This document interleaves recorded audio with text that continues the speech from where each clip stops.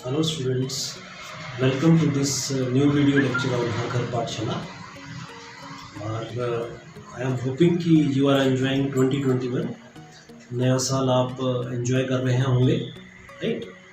और enjoyment के साथ जो है आप studies पे भी पूरा focus कर रहे होंगे, क्योंकि आपका जनवरी का मंथ जो है फटाफट से बीतेगा और उसके बाद आपके एग्ज़ाम्स हैं, राइट? उसके बाद पिछले वीडियोस में हमने घात और घातांक बड़े डिटेल में किया था, उसके नियम हमने काफ़ी डिटेल्स में किए थे और मैंने आपको बताया था कि ये टॉपिक, ये चैप्टर आपको हायर क्लासेस में भी काफ़ी यूज़फुल रहेगा। इसी संदर्भ में हम घात और घातांक को और आगे बढ़ाते हैं और जो मानक रूप हम आज डिस्कस करेंगे, ये क्वेश्चंस और ये प्रॉब्लम आप अगर +1 +2 में मैथ्स ऑप्ट करेंगे तो ये मैथ्स में भी आपको यूज़फुल रहेगा और फिज़िक्स में और केमिस्ट्री सभी सब्जेक्ट में ये कंसेप्ट आपको बहुत ज़्यादा यूज़फुल होने वाला है। इसलिए आज आप इसको बड़े ध्यानपूर्वक सुनेंगे। ओके, आज का video lecture is very important. Now come to the topic.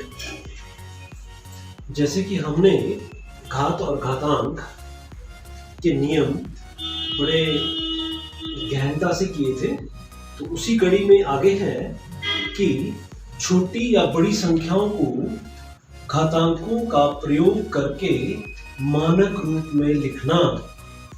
कि जैसे हमारे पास क्या होता है कि कई बार बहुत बड़ी संख्याएं होती है।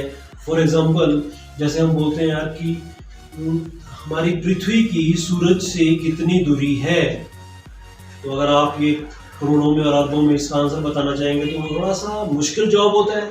या जैसे सपोज मैं आपको बताता हूँ बड़ा छोटा सा, जैसे कि हम बोलते हैं कि हमारे एक बाल का व्यास कितना है, या हम बोलेंगे जैसे आजकल कंप्यूटर में बैठे होते हैं आप हमेशा कि कंप्यूटर चिप की तार का व्यास, आपने कंप्यूटर चिप तो सभी नहीं देखी होगी, राइट? उसकी तार का व्यास कितनी छोटी चीज होती है। तो ऐसी जब प्रॉब्लम्स हमारे पास आती है, जैसे हम बोलते हैं भाई कि हमारी पृथ्वी की सूरज से कितनी दूरी है, तो वो थोड़ा सा डिफिकल्ट हो जाता है ऐसा बताना।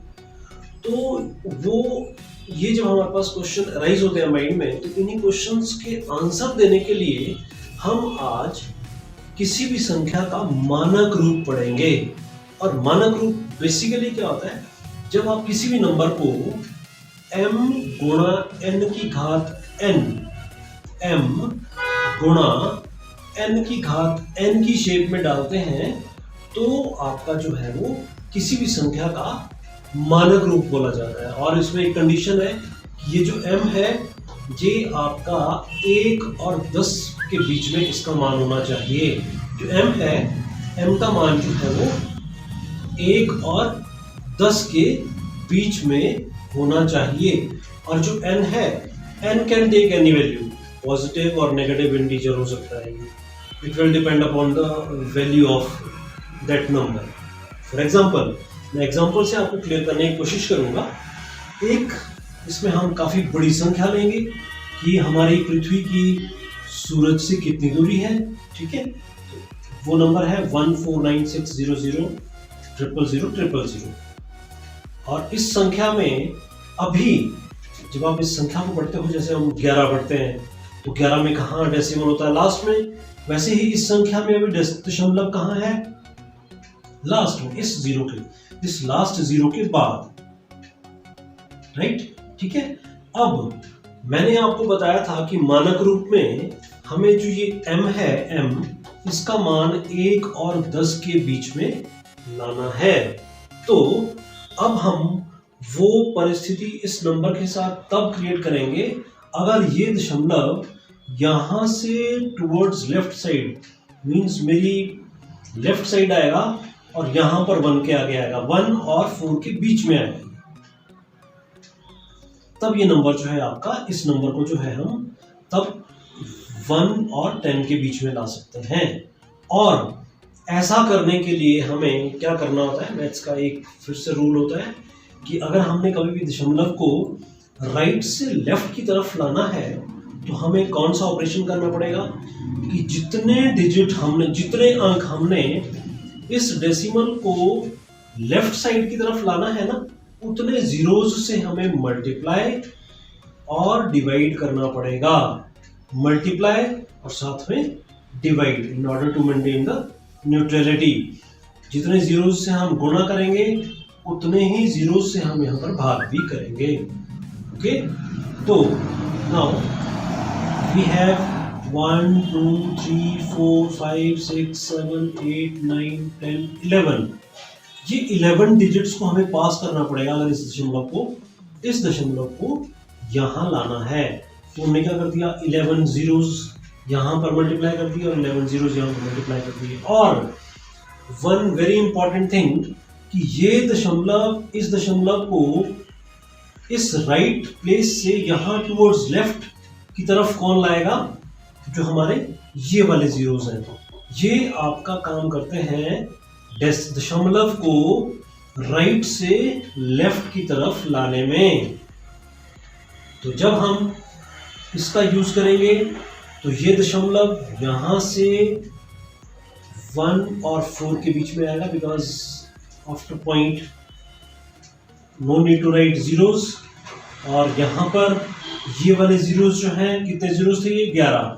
इसको ये गुणा एज इट इज है और 10 की घात ये कितनी हो जाएगी, कितने जीरोस हैं, हमने प्रीवियस लेक्चर्स में बताया था कि ये आधार है, ये आपका घात है।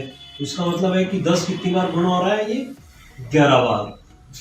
तो इसको हम शॉर्ट फॉर्म में अपने घातांकीय रूप में कैसे लिखेंगे आप, 10 की घात 11।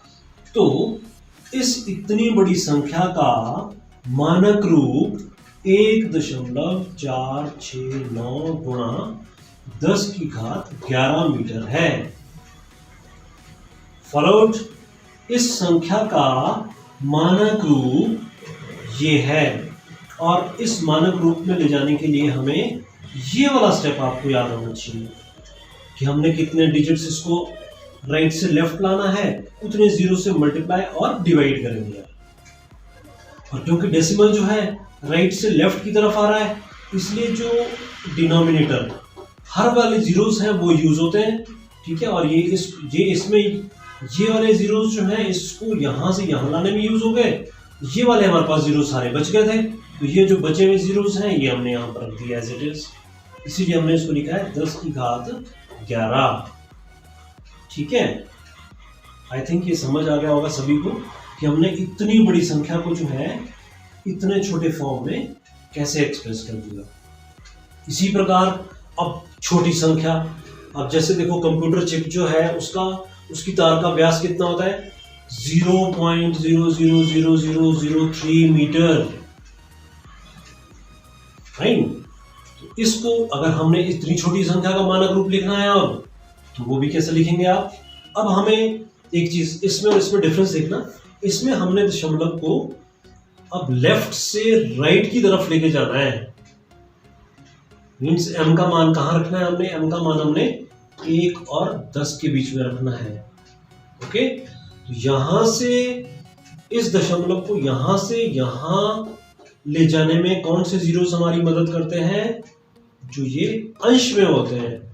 यहां पर राइट से लेफ्ट में कौन से यूज हुए थे, जो डिनोमिनेटर में, जो हर में थे हमारे पास।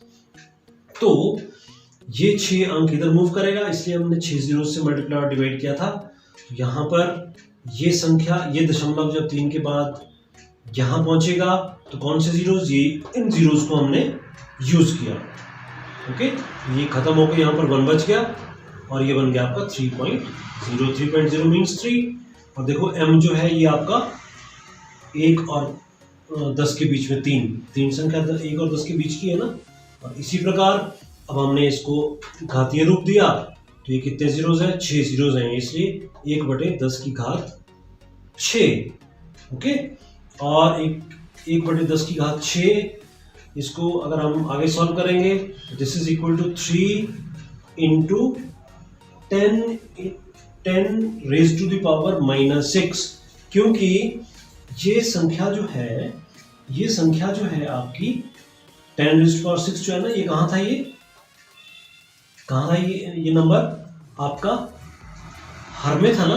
तो हर से जब हम किसी संख्या को अंश में लेके जाते हैं तो उसकी जो घात है वो अपना चिन्ह बदलती है। तो इसलिए ये क्या हो गया 10 की पावर -6, अर्थात इतने छोटे नंबर का मानक रूप 3 गुणा 10 की घात -6 है।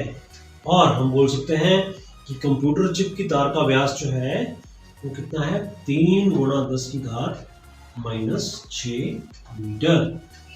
आई थिंक आपको ये दोनों की बड़ी संख्या को कैसे मानक रूप में व्यक्त करते हैं और छोटी संख्या को कैसे मानक रूप में व्यक्त करते हैं आज आपने अच्छी तरह से सीख लिया होगा, और इसको आप खूब प्रैक्टिस करेंगे।